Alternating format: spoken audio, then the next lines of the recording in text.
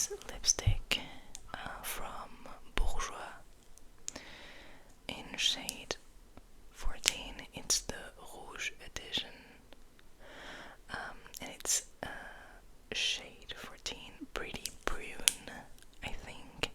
It's very old, so it's all faded and stuff. But yeah, even then hopefully you can see it. Oh, by the way, look at my new nails. I always just get press-ons, to be honest. I used to do them myself all the time, but it was it was less expensive than getting them done, but it came to a point where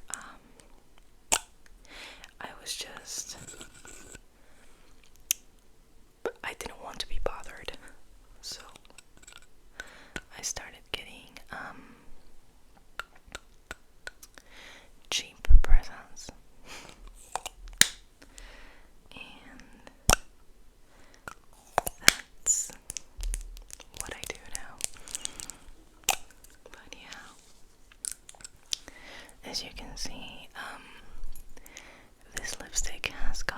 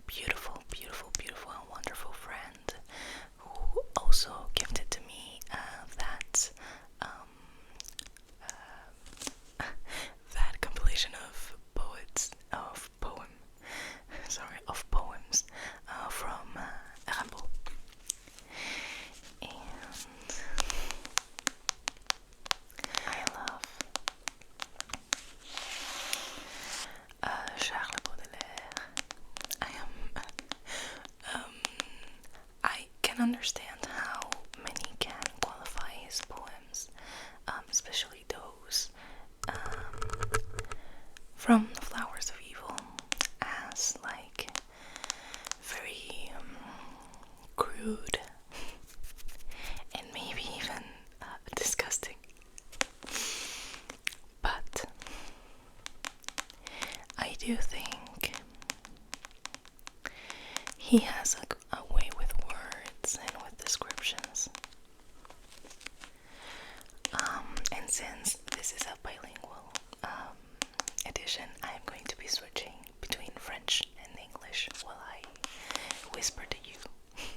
Okay, so, alors, Charles Baudelaire, c'est un auteur que j'ai dû beaucoup lire lors de ma licenciature. Et bon, c'est les poèmes de Baudelaire, ils ont été le premier poème que j'ai appris à analyser lors de ma licenciature. Et ils m'ont beaucoup surpris. Parfois, je trouve que Baudelaire a une voix très sombre, mais je trouve que c'est un contraste assez intéressant pour la voix littéraire de l'époque. So, Charles Baudelaire is one of the first authors that I've read in my degree, during my degree, and yeah, his poems were the first ones that I ever got to actually analyze in my classes.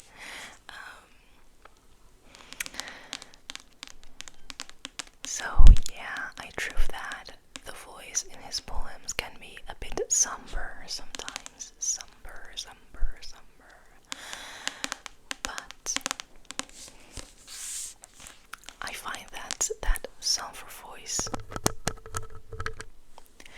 offers a great contrast to the general voice within the literary period at that time.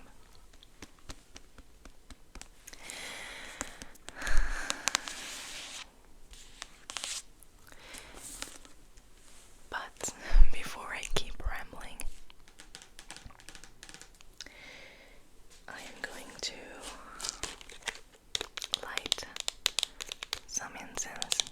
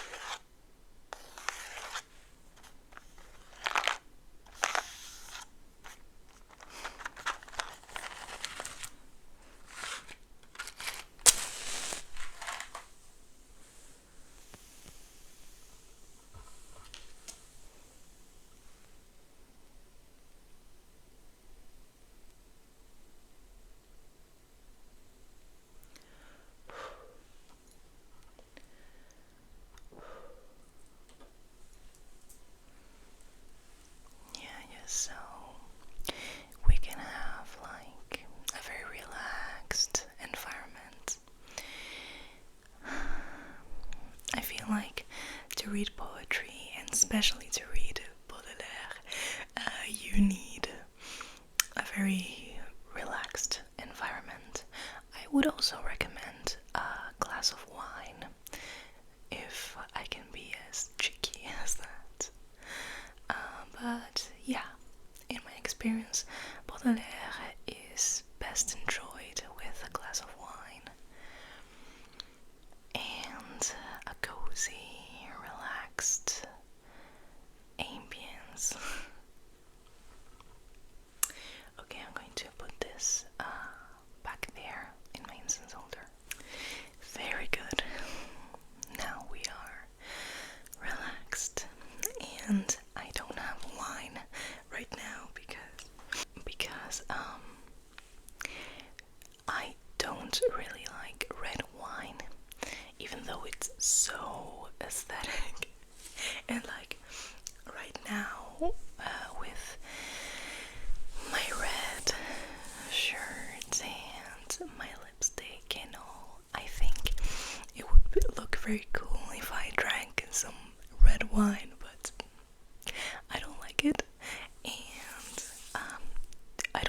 any like good white wine. I have cooking wine, so. But yeah. So, mon amour, my dear, mon cher, je veux que tu prennes un petit verre de vin. Si tu veux, I want you to take a little glass of wine if you want.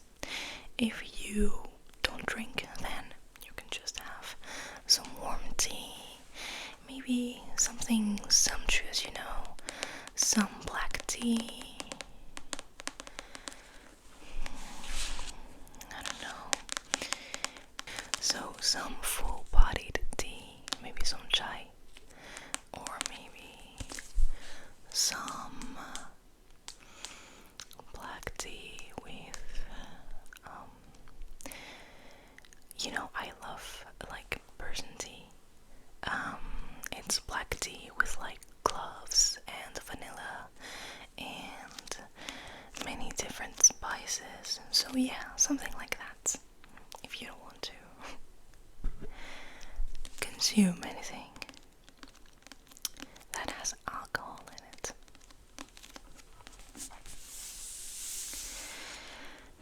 Et bon, on va commencer. And I want to start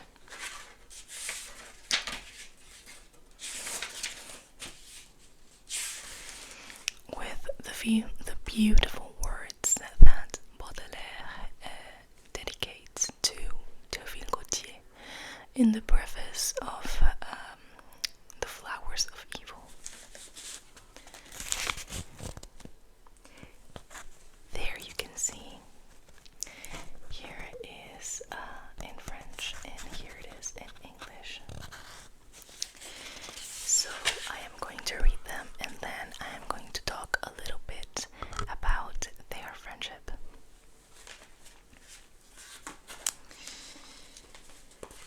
Okay. Au poète impeccable, au parfait magicien des lettres françaises, à mon très cher et très vénéré maître et ami, Théophile Gautier, avec les sentiments de la plus profonde humilité, je dédie ce fleur maladive. Charles Baudelaire. In English, it would be, to the impeccable poet, to the perfect magician of French letters, to my dearest and most respected master and friend, Théophile Gautier, with feelings of the most profound humility, I dedicate these sickly flowers. Okay, so as you may or may not know, for my research masters, I am specializing, well, sort of. I intend to specialize later on for my PhD in the work of Théophile Gautier. And what is very interesting about Gautier is that he holds a very Platonic conception of reality, a very ideal view of life, and through his work you always see this aspiration towards the ideal being, you know, the world of the souls, the world that's on the other side, you know. He tends to rejoice in beautiful things. He was also part of the Parnasse, and so in his works, especially in his short stories, you can see that he has, well, I do agree with Baudelaire when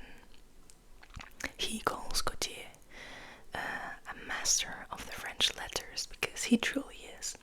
He has a very beautiful way with words. And while Gautier has this sort of idealistic conception of literature and art, and through his work you can see that he likes to create beautiful, tender, sensitive things, you know what I mean? Especially with the women he creates and with the female characters he describes.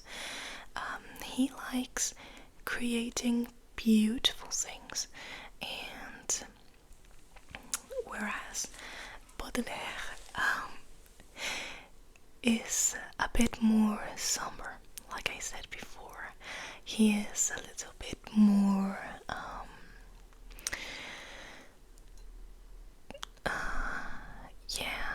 he's a little bit more pessimistic and a little bit more crude.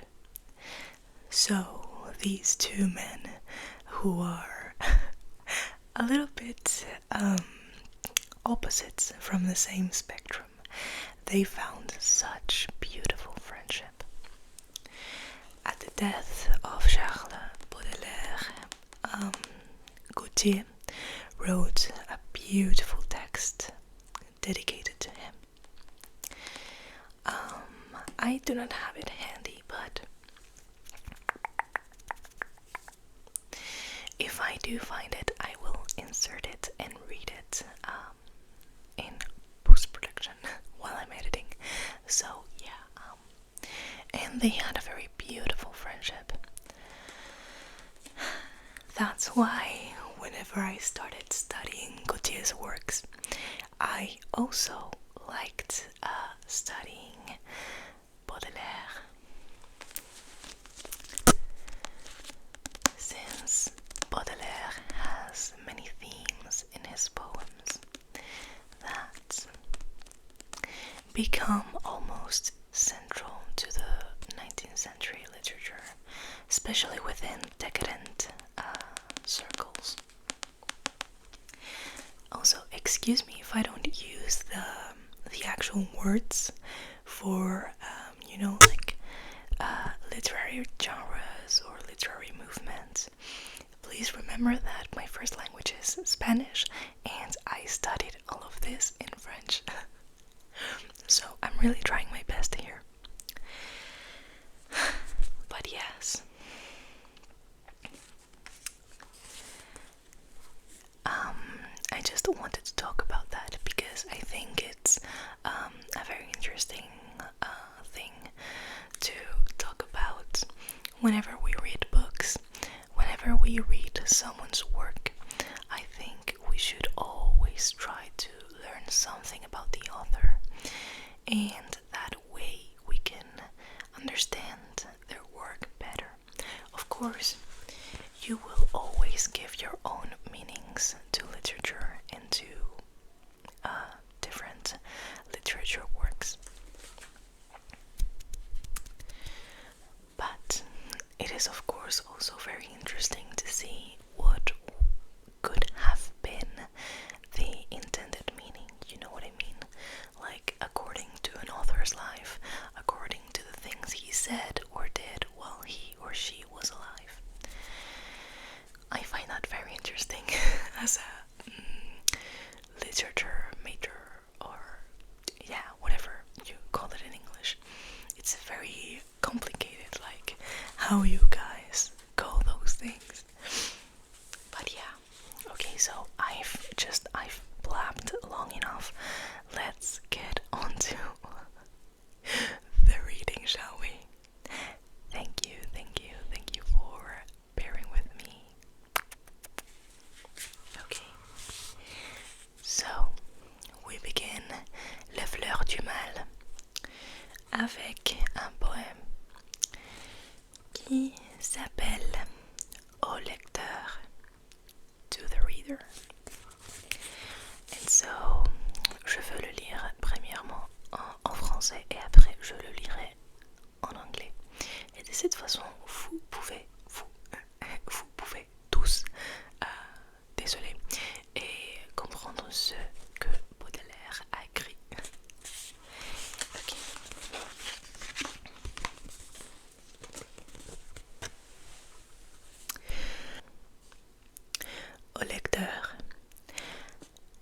La sottise, l'erreur, les péchés, la lésine occupent nos esprits et travaillent nos corps. Et nous alimentons nos aimables remords comme les mendiants nourrissent leur vermine. Nos péchés sont têtus, nos repentirs sont lâches. Nous nous faisons payer grassement nos aveux et nous rentrons gaiement dans les chemins pour peu, croyant par de vils pleurs laver toutes nos tâches. Sur l'oreiller du mal c'est un trismégiste qui perce longuement notre esprit enchanté, et les riches métals de notre volonté, et tout vaporisé par ses sauvants chimistes. Désolée. C'est le diable qui tient les fils qui nous remuent. Aux objets répugnants nous trouvons des appâts. Chaque jour vers l'enfer nous descendons d'un pas, sans horreur, à travers des ténèbres qui puent.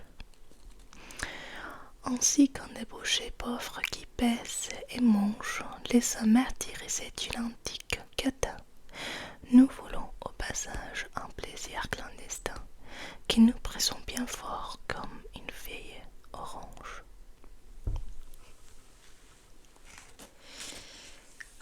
Et bon, c'est un bon moment pour rappeler que la fleur du mal a en fait été censurée.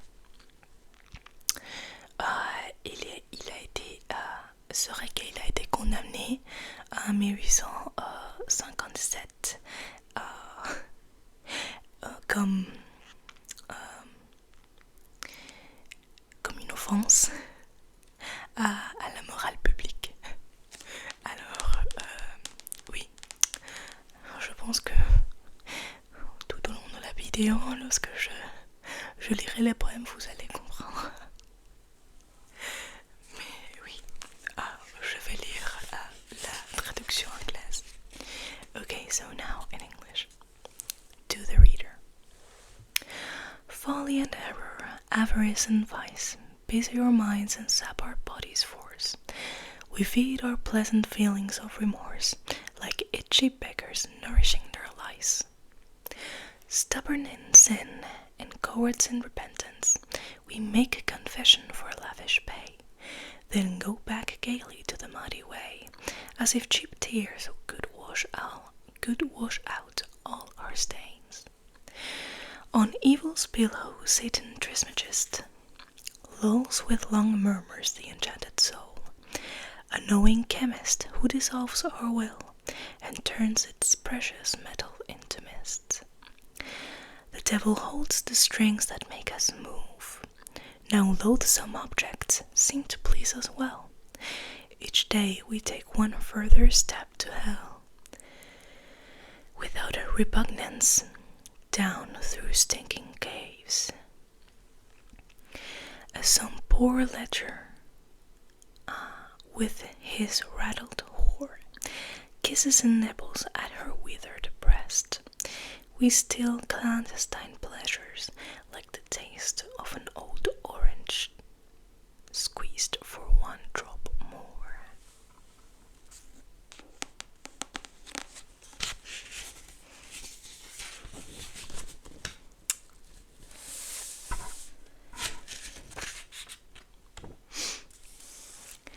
That was the first part of the poem, and now I am reading the second one. Alors, c'était la première partie du poème, et maintenant je vais lire la deuxième partie.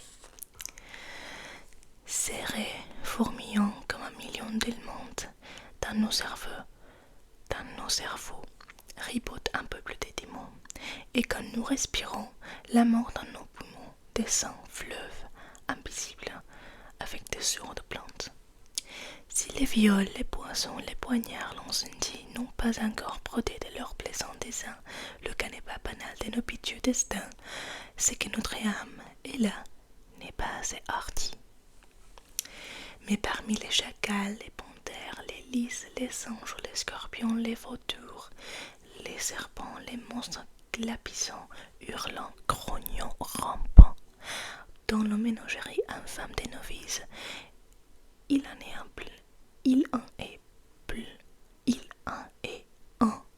plus laid, plus méchant, plus immonde. geste ni grand cri, il ferait volontiers de la terre un débris, et dans un bâillement envolerait les mondes. C'est la nuit.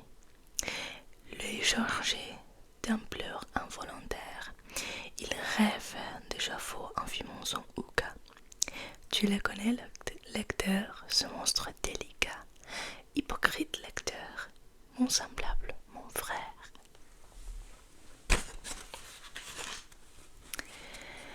Like seething millions of intestinal worms, a race of demons riot in our brains, and with the air we breathe, death flows unseen into our lungs, a dull, lamenting stream. If rape and arson, poison, or the knife have not yet graced the canvas where we please to paint banal and petty destinies, it is because we are not bold enough. But amid jackals, panthers, the whole crew of mongrels, monkeys, scorpions, vultures, snakes, monsters that howl and scream and crawl and croak, the chief among the vices in our zoo is one more foul, more vicious than the rest, who does not shout or make some great commotion, yet with a yawn would swallow all creation and happily reduce the earth to dust. This is ennui. Ennui means boredom. With a reluctant tear, he dreams of scaffolds as he smokes his hookah. You know him, Ritter, this fastidious monster, hypocrite Ritter, kindred spirit, brother. How did you find that poem? I think it's a very good way to start getting into the world of Baudelaire. You can already see the tone of his poems. After that, we begin with Le spleen et l'idéal. And there are some poems here that I want to read, especially L'Albatros, The Albatross, and Elevation. They are quite short from what I remember, so I'm going to proceed to read them.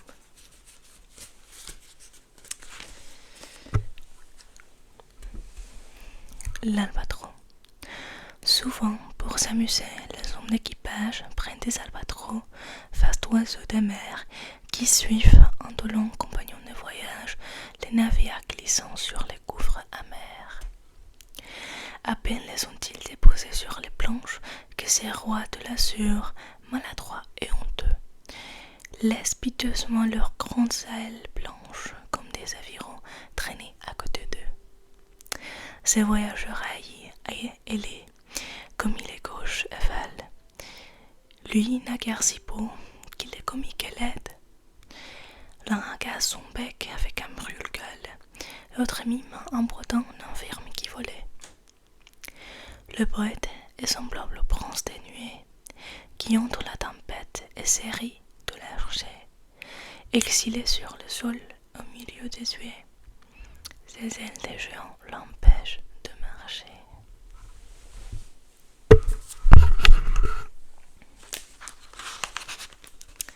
Now for the English version. Often, to pass the time of day, the crew catch those immense seabirds, the albatross. Idle and gliding fellow travelers who follow the ship across the bitter deep. No sooner have they placed these airy kings upon the deck than, awkward and ashamed, the albatross let down their great white wings to drag beside them like unwieldy oars. Winged voyager, how clumsy and how weak, once splendid, now how comic and how ugly. One sailor sticks a clay pipe in his beak, another limps to mock his hampered flight. The poet is like this prince of the clouds, who seeks the storm and scorns the archer's bow.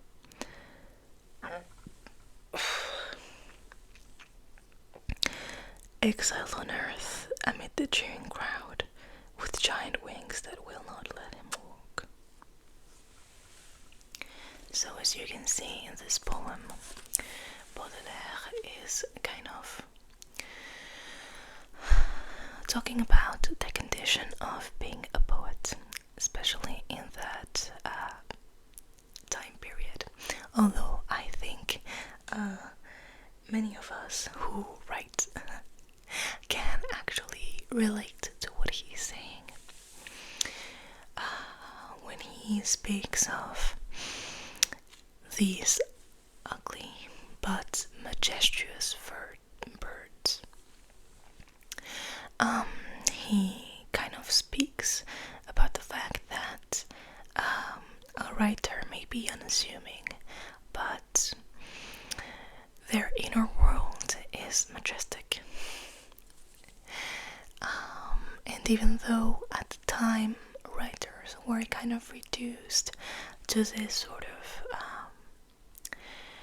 thing to laugh at, especially the ones that only wrote poems, he defends the action of creation and the action of creating literature and art as something that lets you raise above that sort of noise from the crowd. You know what I mean? Alright. Let's continue with élévation. Au-dessus des étangs, au-dessus des vallées, des montagnes de bois, des nuages, des mers, par-delà les soleils, par-delà les éthers, par-delà les confins des sphères étoilées, mon esprit, tu te meus avec agilité, et comme un vent, et comme un bon nageur qui s'épand dans l'onde, tu sillonnes gaiement l'immensité profonde, avec une indicible et mâle volupté.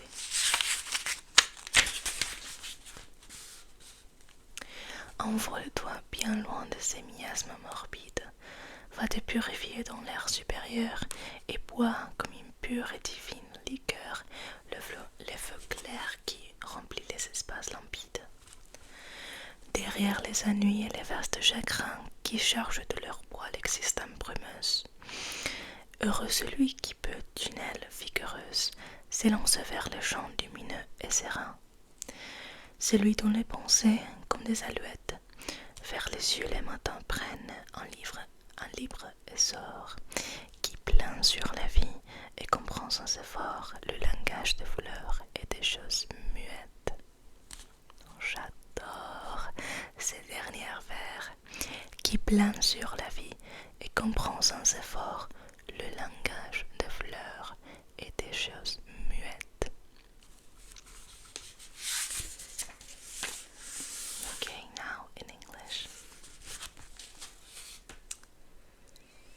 Elevation.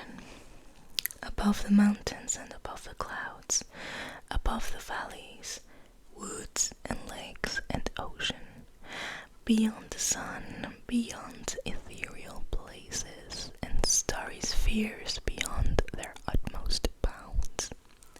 Swift spirit, now you make yourself away, and like a swimmer ravished by the waves, you gaily cleave the great unfathomed deeps with an ineffable and virile joy.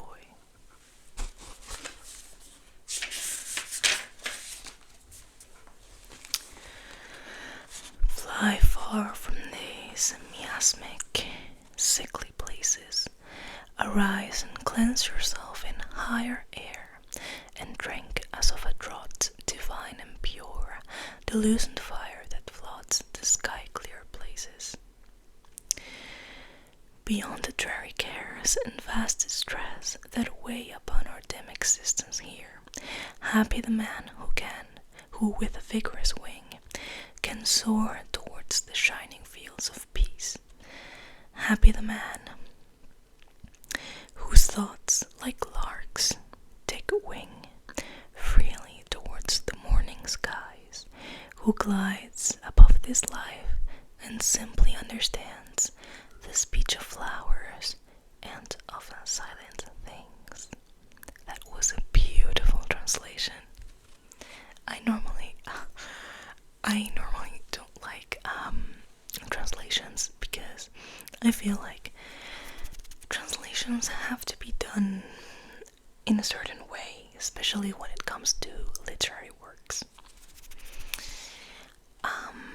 And I find that this translation is so far being beautiful. So thank you to Anthony Mortimer. Whoever you may be, you did a great job.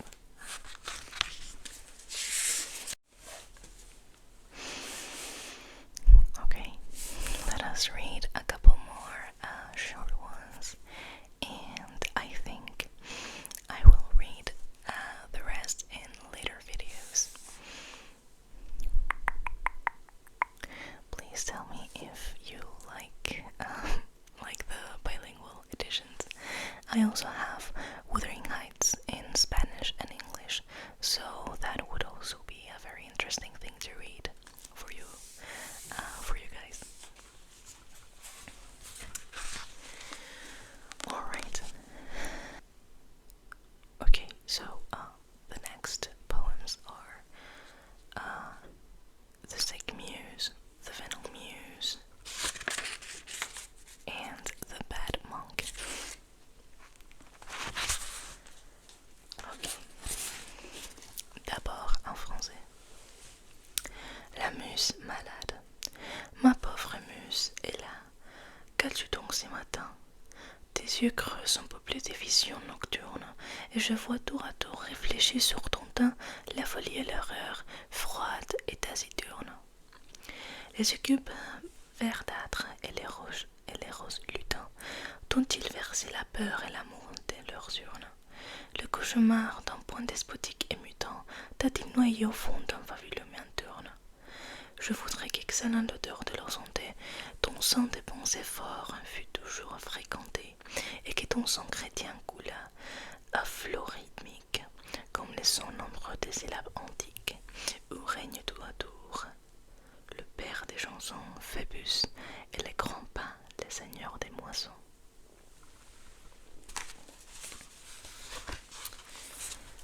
The Sick Muse. Poor muse, alas, what troubles you this morning? Nocturnal visions haunt your sunken eyes, madness and horror, cold and taciturn, take turns upon your cheek, I see them rise. Have the green succubus and rosy goblin poured urns of fear and love upon your brow? Have you been plunged by nightmare's brutal hand to drown in deep Minturno's fabled slough? My wish would be that, redolent of health, your heart should house thoughts that are ever strong, your Christian blood flow with the rhythmic strain of ancient syllables and varying tones, where Phoebus reigns, the father of all song, and in his turn the harpist lord, great Pan.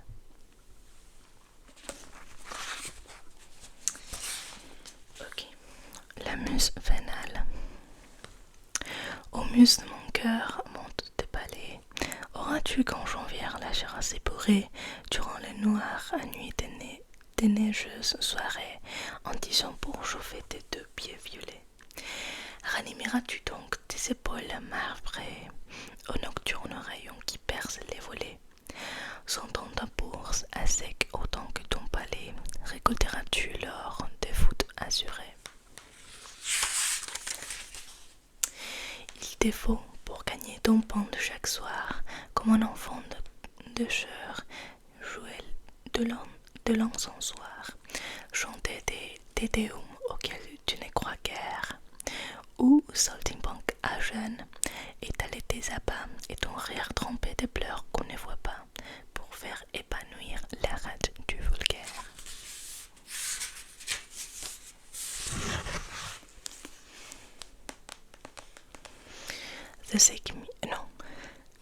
The Venal Muse.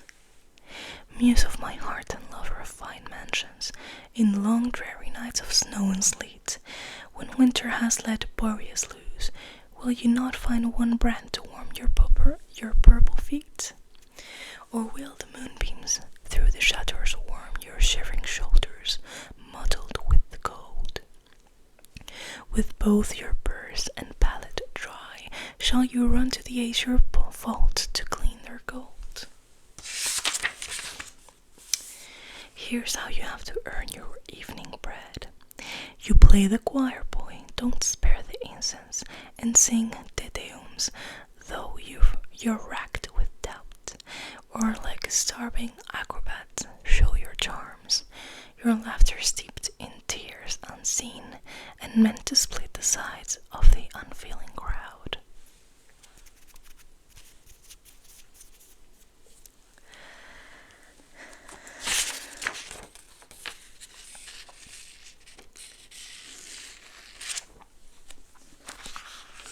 Alright. The Bad Monk. Les mauvais moines. Les cloîtres anciens sur leurs grandes murailles étalaient un tableau leur sainte vérité, dont l'effet, réchauffant les pieuses entrailles, tempérait la froideur de leur austérité. En ces temps où du Christ fleurissaient les émails, plus d'un illustre moine, aujourd'hui peu cité, prenant pour atelier le chant des funérailles, glorifiait la mort avec simplicité. Mon âme est un tombeau que mauvais cénobite, depuis l'éternité je parcours et j'habite. Rien n'embellit le mur de ce cloître odieux. Ô moi fainéant, quand saurais-je donc faire du spectacle vivant de ma triste misère, le travail de mes mains et l'amour de mes yeux?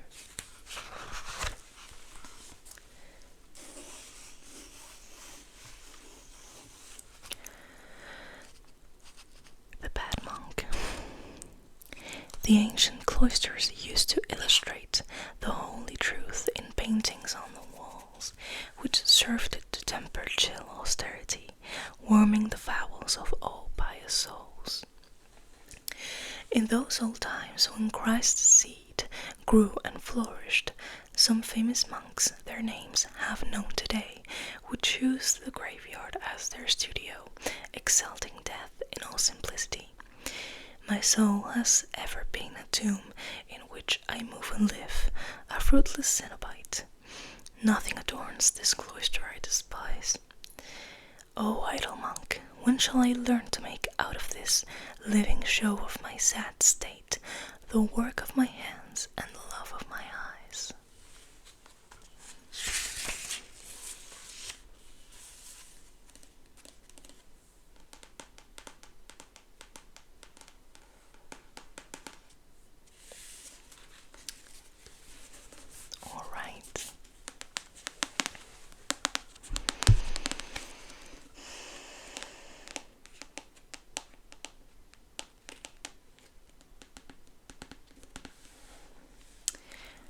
Okay, I think those are the poems for today, but to close the video, I am going to read what we have on the back of the book, alright? And then I will bid you good night, so that you can rest. Alright, so the back of the book says, judicially condemned in 1857 as offensive to public morality. This is what I told you in French a while ago.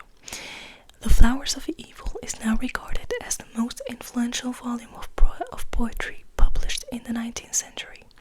Yeah, it is. Torn between intense sensuality and profound spiritual yearning, racked by debt and disease, Baudelaire transformed his own experience of Parisian life into a work of universal significance. With his unflinching examination of the dark aspects and unconventional manifestations of sexuality, his pioneering portrayal of life in a great metropolis, and his daring combination of the lyrical and the prosaic, Baudelaire inaugurated a new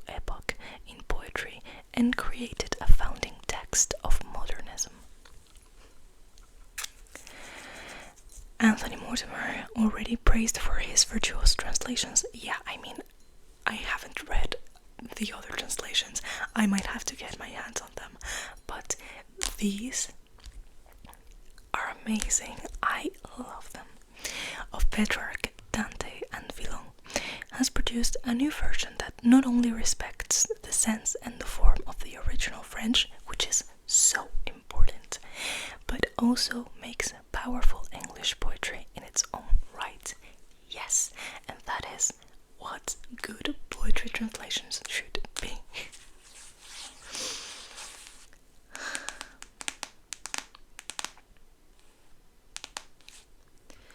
And yeah, then we have a T.S. Eliot quote.